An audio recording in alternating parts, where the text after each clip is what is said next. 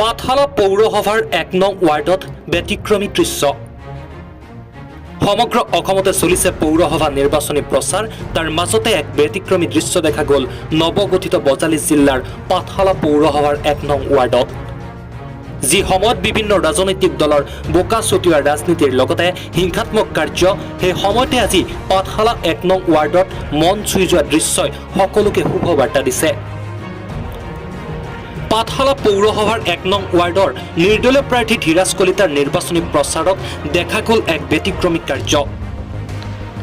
বজালীত এক চমক সৃষ্টি কৰা সেইগৰাকী নিৰ্দলীয় প্ৰাৰ্থীয়ে আজি সমতলত গৈ থাকোঁতে তেওঁৰ নিকটতম প্ৰাৰ্থী মিত্ৰজোঁটৰ ৰাতুল ৰয়ৰ কাৰ্যালয়ত গৈ জ্যেষ্ঠজনক সেৱা জনায় আৰু আশীৰ্বাদ লয়। দুয়োজন প্ৰাৰ্থীয়ে আলিংগন কৰাৰ লগতে ইজনে আনজনৰ লগত হাত মিলাই শুভেচ্ছা প্ৰদান কৰে। লগতে সমদলত কিছু সময় আগবাঢ়ে দুয়োজন প্ৰাৰ্থীয়ে। এই দৃশ্যই সমগ্ৰ বজালীৰ লগতে অসমৰ ৰাজনীতি জগতলৈও এক বিশেষ বাৰ্তা প্ৰেৰণ কৰিছে। ভিডিঅ' জাৰ্নেলিষ্ট ধনদীপ ৰয়ৰ সহযোগত অনুপ জ্যোতি দাসৰ ৰিপৰ্ট, আছাম টিভি।